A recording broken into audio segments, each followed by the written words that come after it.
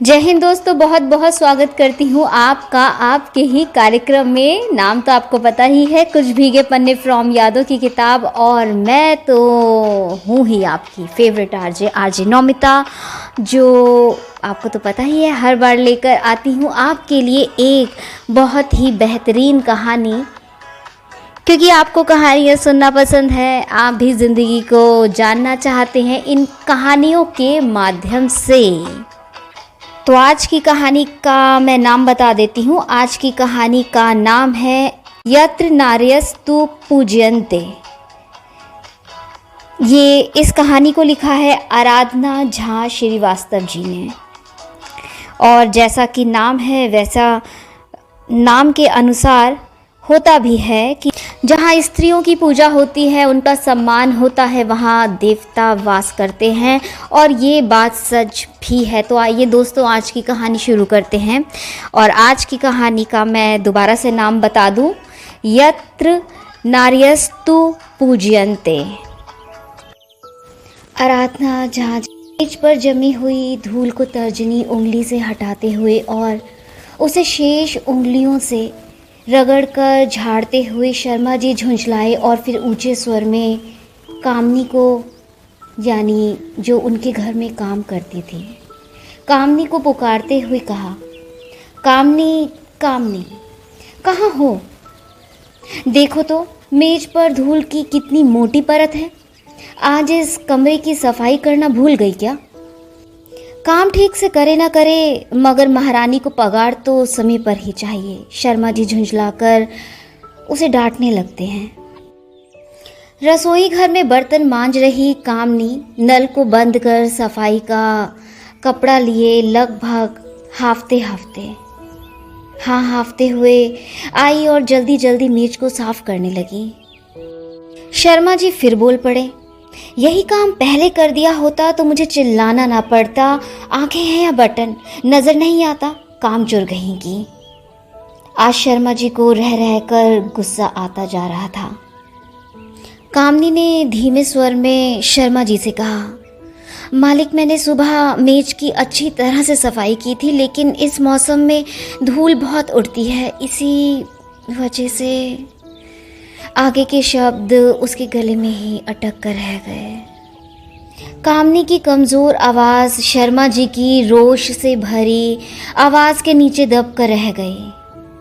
तुम्हारी बकवास सुनने का मेरे पास समय नहीं है, अब जल्दी निकलो यहाँ से, मेरा कार्यक्रम बस शुरू ही होने वाला है।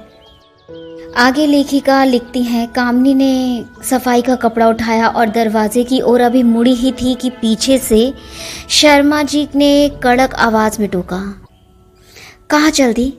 जाने से पहले कुर्सी तो साफ करती जाओ। अब क्या एक एक सामान को साफ करने के लिए अलग से न्योता देना पड़ेगा? जी साहब, कहकर कामनी बिजली की तरह सफाई करने लगी। हो गया, बस अब क्या देर कराओगी? निकलो यहाँ से। और हाँ, जाने से पहले दरवाज़ा लगाती जाना, बाहर की कोई आवाज़ कमरे में नहीं आनी चाहिए। इससे पहले कि कामनी हॉल में कदम रखती, पीछे से धड़ाम की आवाज़ आई। पीछे पलट कर देखा तो साहब गुस्से में खड़े होकर चिल्ला रहे थे, कानों में रुई डाल दी है क्या? सुन नहीं रही? कब से गला फाड़ कर चिल्ला रहा हूँ, एक गिलास पानी लाकर मेज पर रखती जाओ। जी वो दरवाज़ा बंद था तो सुन नहीं पाई, अभी लाई। लेखिका आगे लिखती हैं, कामनी, हाँ कामनी जल्दी से एक गिलास पानी लेकर मेज पर रखने को आई ही थी कि साहब का, यानी शर्मा जी का गुस्सा फिर से फूटा। अरे ओ अकल की पैदल, तुम्हें पूरे रसोई घर में यही गिलास मिला था? कांच के गिलास क्या अलमारी की शोभा बढ़ाने के लिए खरीदे हैं मैंने? मालकिन कहाँ है? वाणी दीदी कहाँ है? ऐन मौके पर कोई रहता ही नहीं है। अब खड़ी होकर मेरा मुंह क्यों ताक रही हो? जल्दी से जाकर एक बढ़िया से कांच के गिलास में पानी लेकर आओ। जी कहकर कामनी वहाँ से जाने को मुड़ी ही थी कि फिर से शर्मा जी लगभग चीखते हुए बोले, ये स्टील वाला ग्लास तो लेती जाओ, कैसे कैसे बेवकूफ़ पाल रखे हैं। अब तक शर्मा जी के वाचिक प्रहारों को झेल रहे कामनी के कोमल हृदय ने जवाब दे दिया, होठ थरथराए और स्टील के ग्लास का पानी एक नमकीन बूंद से तरंगित हो उठा। अपनी साड़ी के कोर से, आंखों के कोर से फूटने को आतुर गंगा जमुना की धार पर संयम की बांध लगाने का उपक्रम करती कामनी के कदम तेजी से दरवाजे की ओर मुड़े। आगे लेखिका लिखती हैं कि दरवाजे पर हाथ में पूजा की थाली लिए हड़बड़ी में आती हुई श्रीमती शर्मा दिखी। जैसे दो अलग अलग गंतव्य स्थलों की ओर तेजी से जाती हुई रेलगाड़ियां एक मोड़ पर आमने सामने आ जाती हैं और फिर पलक झपकते ही बिना एक दूसरे का हाल समाचार पूछे अपनी मंजिल की ओर मुड़ जाती हैं। ठीक इसी तरह कामनी और श्रीमती शर्मा जी भी अपने अपने गंतव्य स्थल की ओर मुड़ गए।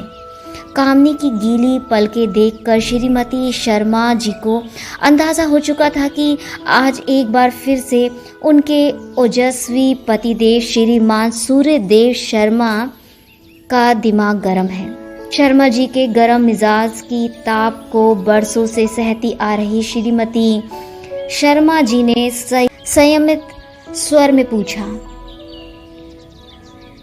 जी क्या हुआ? कामनी को किस बात के लिए सुना रहे थे? जैसे गर्म तवे का ताप ठंडे पानी के छींटे को भी उछाल देता है, उसी तरह धर्मपत्नी का स्नेहिल स्वर सुनकर शर्मा जी की क्रोध अग्नि और भी तेज हो उठी। मिल गई फुर्सत तुम्हें? श्रीमती शर्मा जी बोली। क्या हुआ? तुम बस अपनी ही दुनिया में मगन रहो। भगवान से फुर्सत मिलेगी तब तो श्रीमान की याद आएगी ना। कल तुम्हें बताया था ना कि आज एक महत्वपूर्ण वैचारिक गोष्ठी की अध्यक्षता का आमंत्रण है। ना तो ढंग से मेज की सफाई हुई है और ना ही कमरे में ढंग की लाइटनिंग है।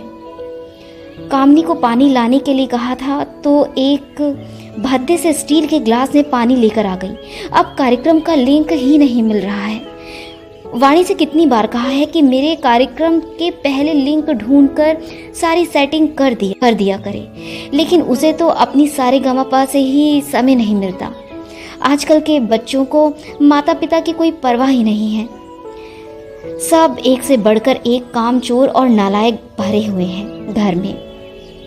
तुम तो देवी बनी फिरती हो, लेकिन अपने देवता की जरा भी परवाह नहीं। आगे लेखिका लिखती हैं कि श्रीमती शर्मा जी आगे बोलती हैं, ऐसा मत कहिए जी। कल मैंने आपको बताया था ना कि आज एकादशी का व्रत है, इसीलिए पाठ। श्रीमती जी अपनी बात पूरी कर पाती इससे पहले ही उनके श्रीमान ने टोकते हुए कहा, अच्छा समझ गया पंडिताइन, अब अपनी राम कथा मत सुनाने लगे मुझे। जल्दी से ये पूजा का तिलक लगा दो, कार्यक्रम में दूसरों पर अच्छा प्रभाव पड़ेगा। श्रीमान सूर्यदेव के दैदीप्यमान ललाट पर श्रीमती ने कुमकुम की लालिमा से भरी ओजस्वी रेखा खींच दी। आरती की लौ देते समय उनके हाथों से श्रीमान के सलीके से सवरे हुए केश बिखर गए और शांत होते श्रीमान एक बार फिर बिफर गए। क्या कर रही हो? कितना समय लगाकर बालों को ठीक किया था, अब और काम बढ़ा दिया। माफ कीजिए, अभी ठीक कर देती हूँ।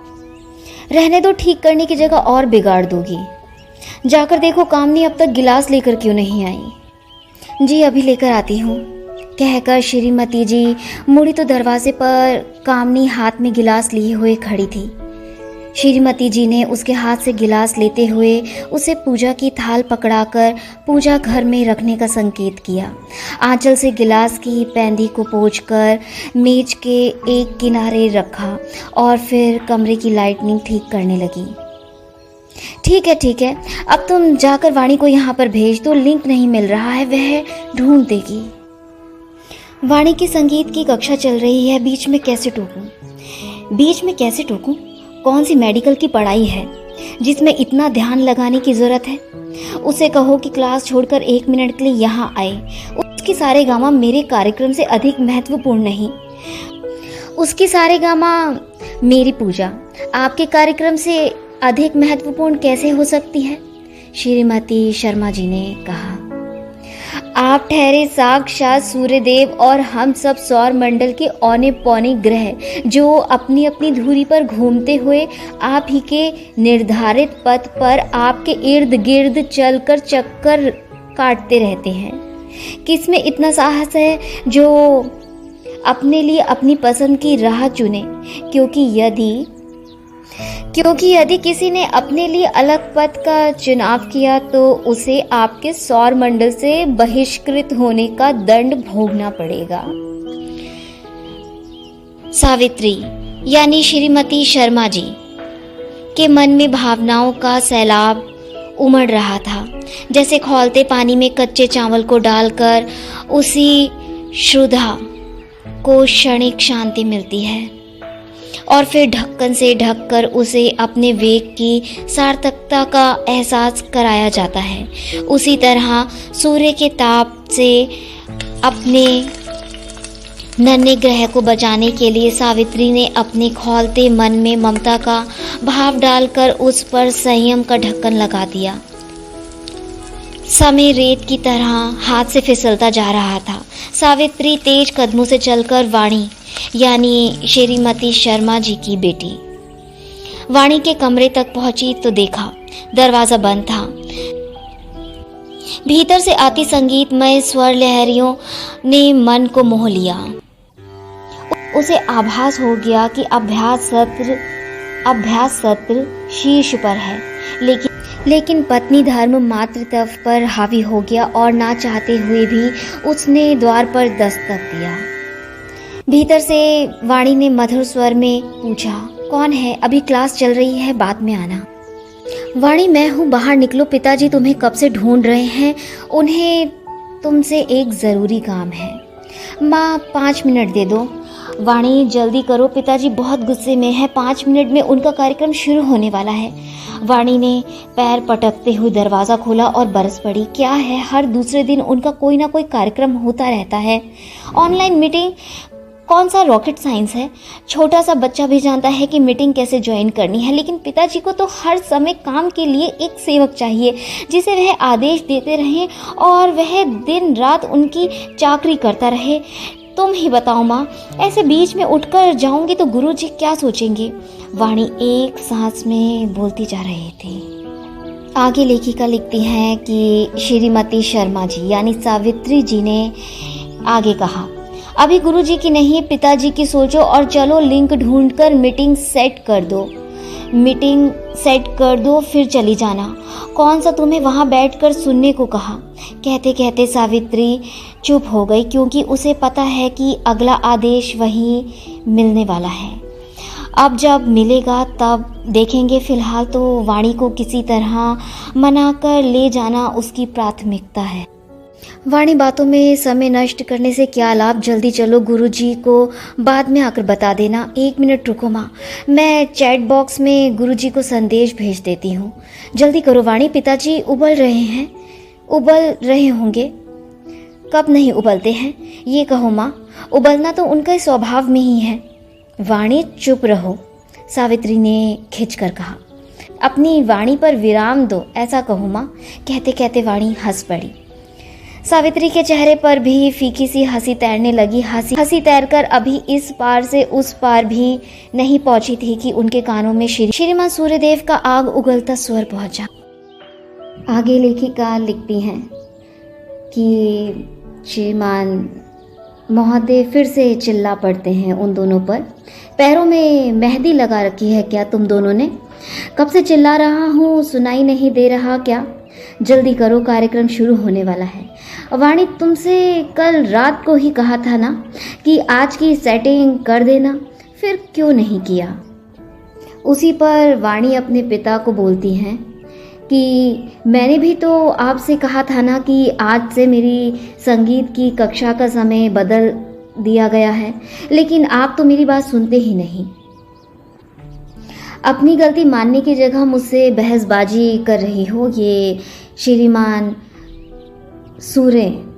सूर्यदेव जी बोलते हैं। आगे लेखिका लिखती हैं कि जो श्रीमती सावित्री जी हैं। सावित्री बेचारी सरहद पर खड़े निहत्थे सैनिक की तरह दोनों की ओर से फेंके जा रहे वाक अस्त्रों के प्रहार को झेल रही थी। घर की शांति के लिए उसे बीच में बोलना ही पड़ा। वाणी बातों में समय व्यर्थ गवाए जी की मीटिंग सेट कर दो, कार्यक्रम शुरू ही होने वाला है। लिंक कहाँ है? वाणी ने पूछा। फिर से शर्मा जी को गुस्सा आ जाता है और वाणी अपने पिताजी की तरफ देखती है। आगे लेखिका लिखती हैं कि वाणी अपने पिता की ओर देखती हैं। पिताजी आक्रामक मुद्रा से बचाव की मुद्रा में आते हुए बोले, लिंक ही तो नहीं मिल रहा है। अब वाणी को गुस्सा आता है। कमाल है, कार्यक्रम आपका, आपको लिंक ही नहीं मिल रहा है। इस बार पिताजी यानी शर्मा जी थोड़े नर्म पड़ते हुए बोले, नहीं मिल रहा है तभी तो तुम्हें ढूंढ रहा था ना। ये सब नई तकनीक कितना भी सीखने की कोशिश करता हूँ पल्ले ही नहीं पड़ता है। ज़रा देखो ना कहाँ चला गया है। पिताजी यानी शर्मा जी को नर्म पड़ता देख वाणी के तेवर भी ढीले पड़े और पिताजी यानी शर्मा जी को हटने का संदेश देकर कंप्यूटर को अपने सामने रखकर संदेश वाला ऐप खोला। किस समूह में भेजा गया था? शर्मा जी ने कहा, साहित्य और समाज। अच्छा रुकिए, मैं अभी सब सेट कर देती हूँ, आप तब तक अपने बाल ठीक कर लीजिए। माँ, आप खिड़की के पर्दे को बाईं ओर से खींच दीजिए ताकि पिताजी के चेहरे पर रोशनी आए। कहा, मीटिंग में आपको ज्वाइन करवा दिया है, आप तैयार हो तो वीडियो ऑन कर दिया जाएगा, लेकिन तक आपकी बारी ना आए अपना माइक म्यूट रखिएगा, वरना यहाँ जो प्रेम की धारा फूट रही थी उसका आनंद दुनिया को भी मिलने लगेगा। कहकर वाणी हंस पड़ी। सूर्यदेव यानी श्रीमान शर्मा जी के मुखमंडल पर राहत के बादल तैरने लगे। ताप कम हुआ तो हंसी ने साहस बटोरकर उनके चेहरे पर दस्तक दी। अच्छा पिताजी, अब मैं जाती हूँ, गुरुजी से 2 मिनट कहकर आई थी।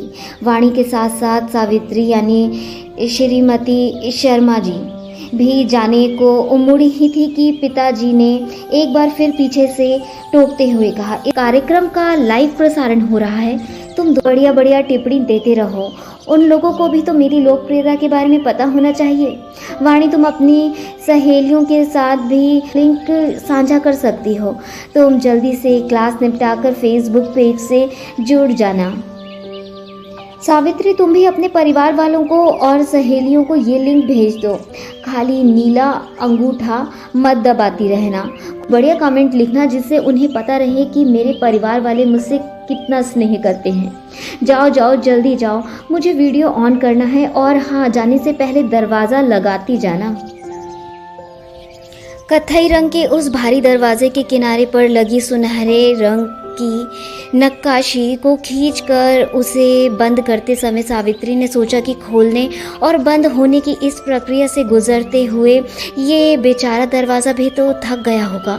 दरवाजे पर चढ़ी चमकदार परत में उसे अपना धुंधला सा अक्स नजर आया। उसे लगा मानो वह लकड़ी का दरवाज़ा नहीं बल्कि स्वयं उसका ही प्रतिरूप है, जो श्रीमान के कक्ष के बाहर एक सजग प्रहरी और सेवाभावी सेवक बनकर कब से खड़ा है। कक्ष के बाहर और उसके भीतर संसार की विभाजक रेखा बनकर, उस कक्ष की लज्जा का आवरण बनकर, चार दीवारी के भीतर ही बसी बहसों का मूक गवाह बनकर, चौखट की परिधि में सिमटा हुआ, पल्ले की आड़ में अपने अंतर्मुखी मन में कितना कुछ समेटे सबके आतिथ्य में करबद्ध खड़ा, कभी स्वयं के बाहर की ओर ना खुल पाने की कसक में छटपटाकर दीवार से सिर फोड़ता हुआ, और कभी कक्ष के स्वामी क्रोध के आवेग से पत्ते सा डोलता हुआ, कभी दीवारों से लिपटकर अपनी पीड़ा को साझा करता हुआ, और कभी नन्हे डोर स्टॉपर का आश्रय पाकर राहत की सांस लेता हुआ। संभवतः पहली बार उसने दरवाजे को इतने ध्यान से देखा। आज ना जाने क्यों उस दरवाजे के प्रति सावित्री के भीतर इतनी संवेदना जाग रही थी। वह सोच रही थी कि दरवाजे की भी तो अपनी एक अलग दुनिया और उसे देखने की दृष्टि होती है। वह अपने नेत्रों से कमरे के दोनों ओर के संसार का सजीव प्रसारण देखता हुआ किसी धीमी गंभीर गृहस्थनी सा अपने होठों पर चुप्पी धरा लेता है। ठीक वैसे ही जैसे चुप्पी सावित्री ने ओढ़ रखी थी। चुप्पी कितनी खतरनाक होती है, किसी तूफान के आने के पहले वाली खामोशी की तरह। संत की चुप्पी मौन साधना की उपमा पाती है और जनसाधारण की चुप्पी उसकी लाचारी का प्रतीक। कहने को तो बहुत कुछ होता, लेकिन सब कुछ कहने लगे तो कलह का कोलाहल काल बनकर सबको निकल जाएगा। सावित्री और वाणी दोनों चुप थे, क्योंकि उनके पास कहने को बहुत कुछ था, लेकिन उनके कहने सुनने का कोई अर्थ ना था। वाणी ने माँ को प्रश्नवाचक दृष्टि से निहारा। वाणी के नेत्र मूक होकर भी उसके पारदर्शी मन के भावों को अभिव्यक्त कर देते हैं। माँ वाणी के नेत्रों की भाषा पढ़ना जानती है, इसीलिए उसे पता है वाणी उससे क्या कहने वाली है। देखा मैंने कहा था ना वाला भाव उसकी आंखों में तैर रहा था। सावित्री को भी पता था कि श्रीमान जी का अगला आदेश क्या मिलने वाला है, और संभवतः इसीलिए कमरे में आने से पहले वाणी को यह कहते हुए कि कौन सा तुम्हें वहाँ बैठकर सुनने को कह रहे हैं वाला वाक्य वह पूरा नहीं कर पाई थी। आगे लेखिका लिखती हैं कि श्रीमती शर्मा जी के मन में तरह तरह के भाव उमड़ने लगते हैं। साल भर से जितने भी ऑनलाइन कार्यक्रम हुए हैं उसमें श्रीमान सूर्यदेव का प्रताप बढ़ता चला गया और सावित्री और वाणी के धैर्य का बांध थोड़ा थोड़ा कम दरकता चला गया। ऑनलाइन कार्यक्रम के कारण पूरे घर में आपातकाल सा माहौल बन जाता है। कमरे के हर कोने को करीने से सजाना, हर 2 महीने पर उसकी सजावट में बदलाव, नए पर्दे, रोशनी के लिए अतिरिक्त व्यवस्था, श्रीमान के ओजस्वी व्यक्तित्व से मेल खाते परिधानों का चयन और उनकी देखभाल, मीटिंग सेट करना और फिर उनकी तशरीफ को तकलीफ देते हुए 2 घंटे बैठकर लाइव लिंक पर जाकर उन्हें सुनना और साथ में लाइक और कमेंट करते रहना। दोनों माँ कोरोना को कितना कोसा, किंतु कंटीली और मोटी चमड़ी वाले इस कोरोना पर उनकी किसी भी बात का कोई असर नहीं हुआ। कोरोना की लहर वेब सीरीज की श्रृंखला की भांति किश्तों में आती रही। ऑनलाइन कार्यक्रमों की बहार सोशल मीडिया पर छाई रही। घर के काम धाम के साथ साथ एक अतिरिक्त ड्यूटी सावित्री के हिस्से में आ गई। सोशल मीडिया पर श्रीमान का गुणगान, जिसमें सत्य की सतह पर झूठ की मोटी परत चढ़ाते चढ़ाते सावित्री की उंगलियां और आत्मा दोनों ही थकती जा रही हैं। वाणी ने तो विद्रोह का बिगुल बजाकर अपने सारे सोशल मीडिया अकाउंट बंद कर दिए, जिसकी सूचना उनके प्रतापी पिताजी को अभी तक नहीं मिली है। लेकिन सावित्री ना चाहते हुए भी अपने श्रीमान का साथ निभाए जा रही हैं। अपने नाम को चरितार्थ करती सावित्री असली और आभासी दोनों ही संसार में अपना पत्नी धर्म निभाती जा रही हैं। वाणी के पैरों में मानो पंख लग गए हों। उसे उड़कर अपने कमरे में जाने की जल्दी हो रही थी। गुरुजी उसकी प्रतीक्षा में थे। माँ मैं जा रही हूँ, आप देख लेना, कहकर वह तेजी से कमरे की ओर लपकी और दरवाज़ा बंद कर दिया। सावित्री दरवाजे के बाहर खड़ी होकर सोचती रही, मैं देख ही तो रही हूँ सबका व्यवहार, मगर मुझे कौन देख रहा है? मैं दिख भी रही हूँ किसी को, या सबने मुझे अदृश्य मान लिया है? श्रीमान को कार्यक्रम में जाना है, तुम्हें क्लास में, और मुझे कहाँ जाना है, क्या करना है? किसी ने पूछने की ज़रूरत ही नहीं समझी। सरकारी फरमान की तरह सबके आदेश मुझ पर पहुँचते हैं, लेकिन मेरी फरियाद किसी तक नहीं पहुँचती। ये संवाद 2 तरफा क्यों नहीं है? क्यों मैं श्रीमान से नहीं कह पाती कि मुझे आपके झूठ को सुनने में कोई रुचि नहीं है। आपको दुनिया के सामने अपनी लोकप्रियता का डंका पीटना है, दुनिया को दिखाना है कि देखो देखो देखो किस तरह मेरे प्रशंसक मेरे मुख से निकले वचनों का प्रसाद पाने को आतुर हैं, मेरी ओजस्वी वाणी को सुनने के लिए किस तरह उनके कान तरसते रहते हैं। लेकिन चाशनी में लिपटी हुई आपकी झूठी बातों को सुनना मेरे कानों के लिए है। आगे श्रीमती शर्मा जी अपने ही मन में कहती हैं, आपको कई बार कार्यक्रमों के प्रति अपनी अरुचि के संकेत भी दिए, लेकिन आपने तो कानों के द्वार पर एक छन्नी लगा रखी है जिसमें से प्रशंसा के मीठे स्वर तो भीतर प्रवेश करते हैं, लेकिन आलोचनाओं के तीखे स्वर तो द्वार पर खड़े होकर चीखते चिल्लाते रह जाते हैं। उन्हें तो अंतः प्रदेश में प्रवेश की अनुमति ही नहीं मिल पाती। विरोध के हर स्वर को बहिष्कृत कर दिया जाता है, जिस तरह आपने हमारे सबसे छोटे बेटे कार्तिक को बहिष्कृत कर दिया था। श्रीमती शर्मा जी अपने छोटे बेटे को याद करने लगती हैं। उसका दोष केवल इतना ही था ना कि उसे आपके जैसे उच्चतम न्यायालय का अभिवक्ता नहीं बनना था। उसे पर्दे पर सबका मनोरंजन करने वाला अभिनेता बनना था, जिसे आप अपनी प्रतिष्ठा के अनुरूप नहीं समझते हैं। मेरी सबसे प्रिय संतान कार्तिक, जो मेरी हर भावना का ख्याल रखता था, लेकिन आपसे तो मेरी कोई खुशी बर्दाश्त नहीं होती। आपको अपने सामने कोई नज़र नहीं आता और आएगा भी कैसे। आपकी आंखें तो अपनी ही चमक से फिर भला सामने वाले पर आपकी नज़र कैसे पड़ेगी। श्रीमती शर्मा जी को रह रह कर पुरानी बातें याद आने लगती हैं। आज न जाने क्यों स्मृतियों के भंडार गृह से निकलकर एक एक करके वे सारे पुराने दर्द सावित्री के मन के द्वार पर दस्तक दे रहे हैं, जिसे उसने किसी अपेक्षित बक्से में बंद कर रखा था। खुला रखती तो नासूर बनकर जीने नहीं देते। अचानक उसे ये गीत याद आ गया, मैं जिंदगी का साथ निभाता चला गया, हर फिक्र को धुएं में उड़ाता चला गया। देवानंद पर फिल्माया गया हम दोनों का ये गीत उसे बहुत पसंद है। सीधी साधी सावित्री क्या जाने कि चिंता को सिगरेट के धुएं में कैसे उड़ाया जाता है। उसे तो यही पता है कि चिंता चिता समान और चिता की अग्नि से उठने वाले धुएं को उसने अपने सीने में कब से दबा रखा है। अब कभी उस धुएं से पिघलकर उसका दर्द आंखों से बाहर आने को आतुर हो उठता है, तो वह अपने गिरधर गोपाल के सामने उन्हें बहाकर अपना मन हल्का कर लेती है। सावित्री के भीतर भावनाओं का ज्वर उठ रहा था।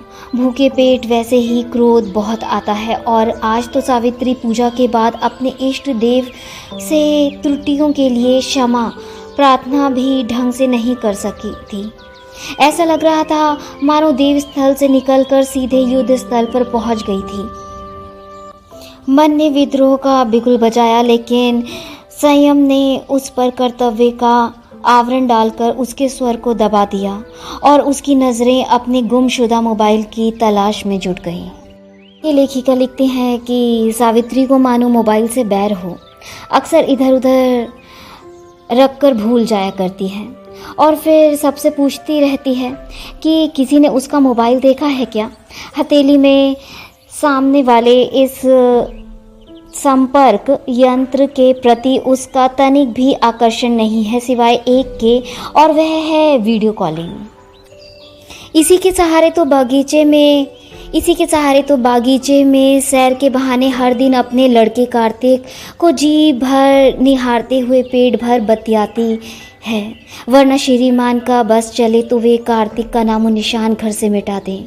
जब से उसकी नई फिल्म का वो वाला गाना रिलीज़ हुआ है ना, जिसमें वह किसी बार गर्ल के साथ आइटम सॉन्ग पर थिरक रहा है, तब से श्रीमान का क्रोध 7वें आसमान पर है।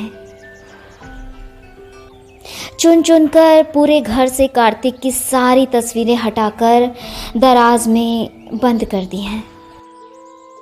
सावित्री ने जब कार्तिक से इस गाने के बारे में पूछा तो उसने सफाई देते हुए कहा था, ऐसे गाने पर थिरकना उसके अभिनय का हिस्सा है, उसके वास्तविक जीवन का नहीं। हालांकि उसे अपनी परवरिश पर पूरा विश्वास है, लेकिन फिर भी उसके बारे में जब लोग तरह तरह की बातें करते हैं तो उसका भरोसा भी डगमगाने लगता है। और कई बार कसम दिलाकर पूछने की कोशिश की और हर बार उसका जवाब यही था कि वास्तविक जीवन में वह सुर और सुंदरी दोनों से दूर रहता है। कार्तिक की बातों पर विश्वास करने के अतिरिक्त सावित्री के पास कोई दूसरा विकल्प भी तो नहीं।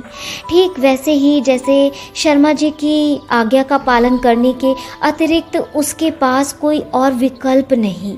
यदि होता भी तो क्या वह उस पर विचार करती? प्रवेश कक्ष में रखे गोलाकार कांच की मेज पर उसके मोबाइल की सतह अचानक चमक उठी। लगता है अभी अभी कोई संदेश आया है। सावित्री ने ऊपर से झांक कर देखा तो प्रेक्षक में श्रीमान का नाम दिखा। बिना किसी विलंब के फ़ोन को अनलॉक करके संदेश पढ़ा। पतिदेव की ओर से कार्यक्रम का लिंक इस संदेश के साथ मिला कि बिना समय गवाए तुरंत लिंक से जुड़ जाओ। लाइक के साथ साथ बढ़िया कमेंट करती रहना।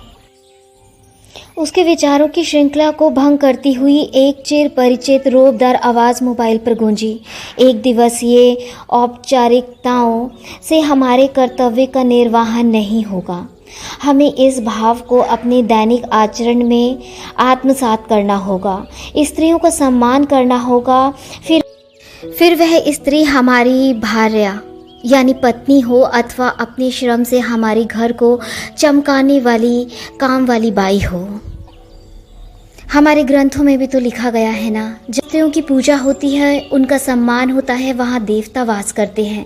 और जहाँ उनका सम्मान ना हो, वहाँ किए गए सभी अच्छे काम भी निष्फल हो जाते हैं। शर्मा जी महिला सशक्तिकरण के मुद्दे पर अपना प्रभावशाली वक्तव्य दिए जा रहे थे। गोष्ठी के प्रतिभागियों और फेसबुक लाइव के दर्शकों की वाहवाही लिए जा रहे थे। ना चाहते हुए भी अपने श्रीमान के मुख से प्रवाहित हो रही इस अमृत धारा का प्रसाद पाने के लिए सावित्री भी फेसबुक पर लाइव से जुड़ गई और आज्ञा अनुसार पतिदेव की विद्वता और उदारता का बखान करने वाली सुंदर से सुंदरतम टिप्पणियाँ पोस्ट करने में जुट गई। हाथ में हिंदी की अभ्यास पुस्तिका लिए बड़ा पोता अभिनव उनके पास आया और पूछा, दादी इस मुहावरे का मतलब क्या होता है? हाथी के दांत खाने के और दिखाने के कुछ और। दादी ने फेसबुक लाइव की ओर इशारा करते हुए कहा, इसे कहते हैं हाथी के दांत खाने के और दिखाने के कुछ और। किसे? पोते ने जिज्ञासा से दादी की ओर देखा और फिर मोबाइल की स्क्रीन की ओर झांकते हुए कहा, क्या दादी आप भी? लगता है आपके चश्मे का नंबर बढ़ गया है। ये तो दादाजी हैं। हाँ पता है। इस बार सावित्री के स्वर में पहले से अधिक दृढ़ता थी। बेचारा अभिनव कभी मोबाइल की स्क्रीन को देखता तो कभी दादी के चेहरे की ओर, जिस पर कितने ही तरह के भाव आ रहे थे और जा रहे थे। अभिनव ने एक बार फिर से मुहावरा दोहराया, हाथी के दांत खाने के और दिखाने के कुछ और। आराधना कुमारी, सिंगापुर। धन्यवाद। दोस्तों ये बात सच भी है कि जहाँ पर स्त्रियों की पूजा होती है, उनका सम्मान होता है, वहाँ देवता वास करते हैं। और जहाँ उनका सम्मान ना हो, वहाँ किए गए सभी अच्छे कार्य भी निष्फल हो जाते हैं। स्त्रियों को जननी माना गया है, ये बात सच भी है, इसमें कोई दो राय भी नहीं है कि हम इसमें बहस करें।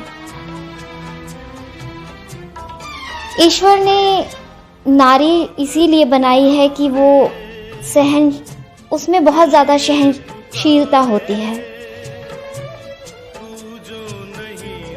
सब कुछ सह लेती है, सब कुछ। कभी भी अपने आप को, अपने अंदर के दुख को व्यक्त नहीं करती। और बदले में सिर्फ उसे सम्मान चाहिए होता है, वो इज्जत चाहिए होती है, रिस्पेक्ट चाहिए होती है, जो कि ये समाज चाहे जितना भी दे दे, उसके किए गए कर्तव्य और कार्य के आगे कम है। स्त्रियां चांद पर भी पहुंच जाती हैं, घर का काम भी कर लेती हैं और अपने आत्मसम्मान की रक्षा के लिए सब कुछ कर जाती हैं। हमें स्त्रियों को समझना चाहिए कि उनमें कितना ममतत्व भरा होता है। हर कार्य को ऐसे करती हैं जैसे किसी बच्चे को पाल रही हों। तो नारी का सम्मान कीजिए, आप देखेंगे कि आपका जीवन भी बहुत खुश हो चुका है, बहुत खुशहाल हो चुका है। नारी एक ऐसी धरोहर है जिसके आगे देवता भी झुककर सलाम करते हैं। धन्यवाद दोस्तों, आज के लिए बस इतना ही। अगले सप्ताह बुधवार शाम 7 बजे फिर मिलेंगे। तब तक आप एंजॉय कीजिए और उम्मीद करती हूँ कि आपको हमारा कार्यक्रम बेहद पसंद आ रहा है। और अभी के लिए आपको एक गीत के साथ छोड़े जा रही हूँ। अभी के लिए आप उस गीत को सुनिए और सुनना ना भूले रेडियो उड़ान, अ फ्लाइट ऑफ लाइफ, जिंदगी की उड़ान। आपको हमारा कार्यक्रम कैसा लगा कमेंट करके आप हमें ज़रूर बताएं। आप हमारे इस कार्यक्रम का पुनः प्रसारण गुरुवार दोपहर 2 बजे भी सुन सकते हैं। और आप हमसे फेसबुक के माध्यम से, यूट्यूब के माध्यम से और इंस्टाग्राम के माध्यम से भी जुड़ सकते हैं। और आप हमारी ऐप को डाउनलोड भी कर सकते हैं गूगल प्ले स्टोर से। और अगर आपको हमें ईमेल करना है तो आप हमारा ईमेल एड्रेस ले सकते हैं www.radioudan.com पर, और तो आप इस पते पर मेल कर सकते हैं। अभी के लिए मैं यानी आपकी नौमिता आपसे विदा लेती हूँ। अपना ख्याल रखिए, स्वस्थ रहिए, सुरक्षित रहिए और सुनते रहिए रेडियो उड़ान, अ फ्लाइट ऑफ लाइफ, जिंदगी की उड़ान। एक उड़ान ऐसी जिसकी कोई सीमा नहीं होती। जय हिंद दोस्तों, जय हिंद। सागर किनारे दिल ये पुकारे, तू जो नहीं तो मेरा कोई नहीं है हो। सागर किनारे, सागर किनारे दिल ये पुकारे, तू जो नहीं तो मेरा कोई नहीं है हो। सागर किनारे,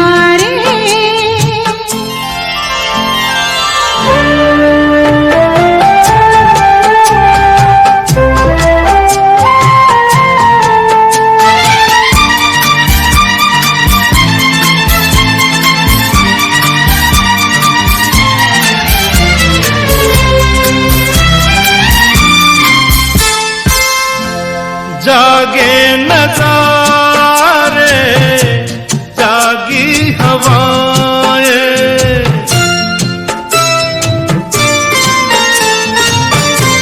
जागे नजारे, जागी हवाएं। जब प्यार जागा, जागी फिजाएं। पल भर को दिल की दुनिया सोई नहीं है। सागर किनारे दिल ये पुकारे,